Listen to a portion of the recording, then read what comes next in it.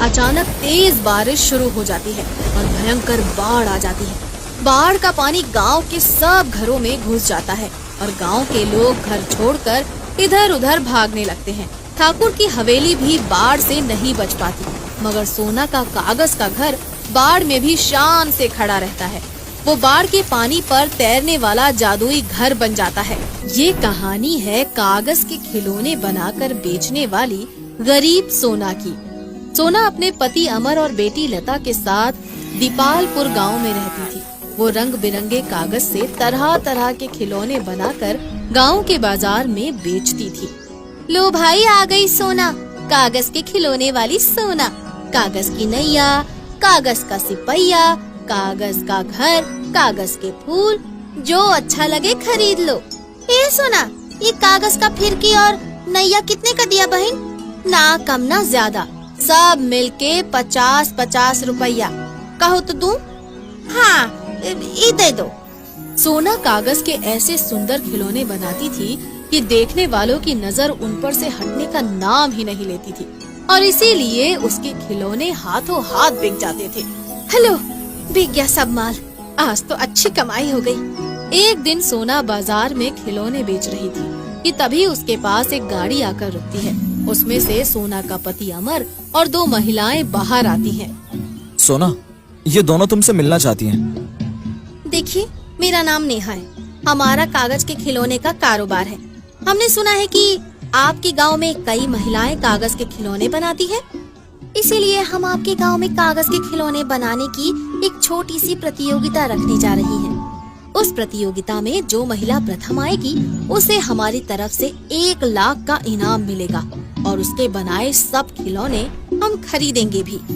ये सुनकर सोना बहुत खुश होती है और उन महिलाओं से कहती है, पर इससे आमदनी कितना होगी मेम साहब? पूरा महीना खिलौने बनाओगी तो समझो लाख भर की कमाई हो जाएगी आपकी। सोना के बगल में ही छन्नो नाम की एक अन्य महिला भी कागज के खिलौने बनाकर बेचती थी। लाख रुपए की बात कान में घुसते ही छन्नो का चेहरा खिल उठता है। लाख रुपया की कमाई तो अब छन्नो का ही होएगा। आखिर हमरा बलम किस दिन काम आवेगा रे? छन्नो का पति रघु गांव के दबंग जमींदार ठाकुर कुंदन सिंह का खास लठैत था और गांव में वही होता था जो ठाकुर चाहता था। इसीलिए छन्नो रघु को सारी बात बताते हुए कहती है, देख लो बलम जी, जो हर महीने लाखों की कमाई चाहिए तो हमारा साथ तो देना ही पड़ेगा। हाँ, पर मैं क्या साथ दे सकता हूँ? अरे हमरे नादान बलम जी, का इतना भी नहीं समझते? वो सोना से बढ़िया खिलौना तो पूरे गांव का कोई भी महिला नहीं बना सकत है। फिर वो ई प्रतियोगिता में भाग लेगी तो हमरा नंबर कहाँ से आएगा जी? तो ये बात है, फिर ठाकुर किस मर्ज की दवा है? समझो सोना तो गई काम से। रघु ठाकुर कुंदन सिंह को इस बारे में बताता है और उनकी खुशामद करते हुए कहता है, देख लो मालिक, ये तो तभी हो सकता है जब वो सोना प्रतियोगिता में हिस्सा ना ले। 2.5 किलो का एक मारूं? सुन रघु, तू मेरा खास आदमी है, समझ ले तेरा काम बन गया। वो सोना तो क्या, उसका बाप भी इस कंटेस्ट में हिस्सा नहीं ले पाएगा। चल मेरे साथ। ये कहकर ठाकुर कुंदन सिंह रघु और अपने कुछ और आदमियों के साथ गाड़ी में सवार होकर सोना के घर जा पहुंचता है। अरे ठाकुर साहब, आप कोई काम था तो मुझे बुलवा लेते मालिक।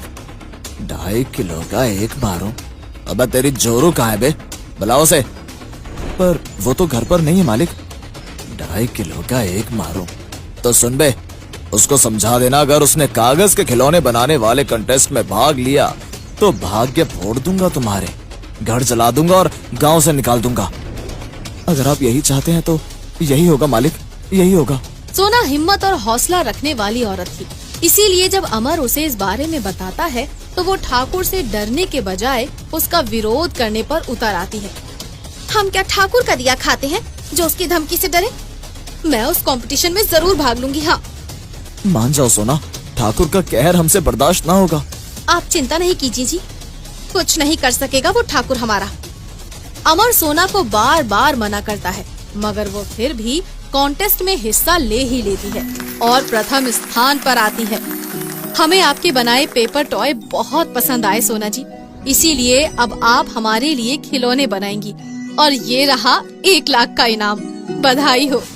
ठाकुर को जब इस बात का पता चलता है तो उसका खून खौल उठता है।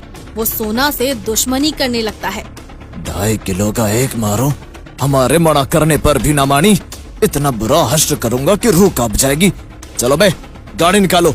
इससे पहले कि ठाकुर की गाड़ी अमर के घर पर पहुंच पाती, हरिया भागता हुआ आता है। अमर बेटा, जान बचानी है तो भाग लो। ठाकुर तुम पर कहर बरपाने के लिए आने ही वाला है।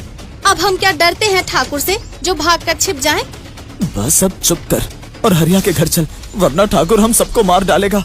हरिया और अमर के समझाने पर सोना उनके साथ जाने को मान जाती है और तभी ठाकुर वहाँ आ पहुँचता है। 2.5 किलो का एक मारो, कहाँ मर गया बे अमर? बाहर आ। मालिक, लगता है हमारे आने से पहले कहीं जा छिपा। 2.5 किलो का एक मारो तो फिर देखते क्या हो बे, आग लगा दो घर में। ठाकुर के ये कहते ही उसके आदमी अमर के घर में आग लगा देते हैं और अमर के वापस लौटने से पहले ही घर जलकर राख हो जाता है। जालिमों ने घर को जलाकर राख कर दिया। पर शुक्र भगवान का कि हम तो जिंदा है ना सोना। अब हम इस गांव में नहीं रहेंगे।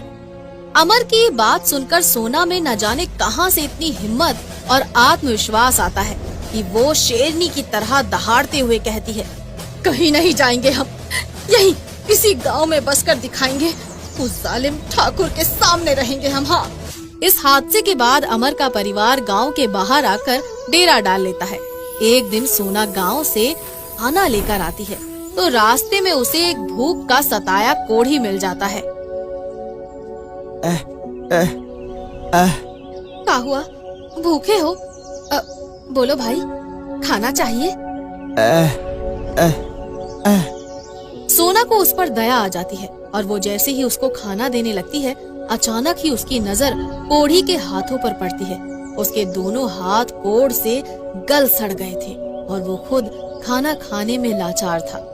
ये देख सोना खुद से कहती है, कितनी तकलीफ में है, खुद खा ही नहीं सकता और कोई खिलाएगा नहीं तो भूख से तड़प कर मर जाएगा। क्या करूं? क्यों ना मैं इसे अपने हाथों से खाना खिला दूं? हाँ। यही सोचकर सोना उस कोढ़ी को खाना खिलाने लगती है और फिर जैसे ही वो उसे खाना खिलाती है, कोढ़ी तुरंत एक अलौकिक युवक में बदल जाता है और सोना से कहता है, मैं एक इच्छाधारी नाग हूँ सोना। मैं तुम्हारी दुख तकलीफ से वाकिफ हूँ।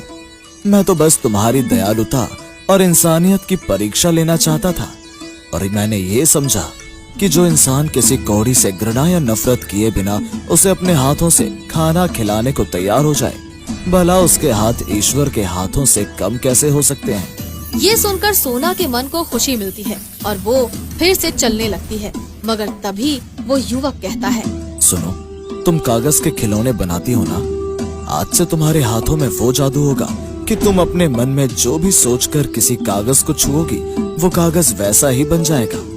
ये कहकर वो अलौकिक युवक अदृश्य हो जाता है और सोना खुशी से फूली नहीं समाती। वो इधर उधर से ढेर सारे कागज इकट्ठे करने में लग जाती है। सोना, तुम इतने सारे कागज क्यों इकट्ठा कर रही हो? हम इनसे अपना घर बनाएंगे जी, कागज का आलीशान घर। ये सुनकर अमर हैरानी में पड़ जाता है और सोना से कहता है, अरे ये क्या पागलपन सवार हो गया तुम पर? भला कागज का घर तो पानी में गल सकता है, आग में जल सकता है और आंधी तूफान में उसके परखच्चे उड़ सकते हैं। आप देखती जाओ जी, ऐसा कुछ भी नहीं होगा। ये कहकर सोना दिन रात कागज का घर बनाने में लगी रहती है और एक आलीशान घर बना ही लेती है। फिर घर में लगे कागज को छूकर मन ही मन कहती है, ये कागज लोहे से भी मजबूत हो जाए बस। सोना के ये कहते ही घर में लगा कागज लोहे से भी मजबूत हो जाता है। सोना अमर से कहती है, अब आप इस घर में लगे कागज का एक छोटा सा टुकड़ा ही उखाड़ या फाड़ कर दिखा दो तो आपको मान जाऊंगी मैं। हाँ। सोना के ये कहने पर अमर बहुत कोशिश करता है, मगर कागज का जरा सा टुकड़ा भी उखाड़ या फाड़ नहीं पाता। कमाल है, ये कागज तो लोहे से भी मजबूत है, पर ये जादू हुआ कैसे? अमर के ये कहने पर सोना उसे सारी सच्चाई बता देती है और फिर जो भी उनके कागज के घर को देखता है हैरान रह जाता है। अरे देखो देखो, सोना का कागज का बना घर तो कितना आलीशान है। दैया, इसका आगे तो बड़ा बड़ा कोठी बंगला भी फेल हो जाए।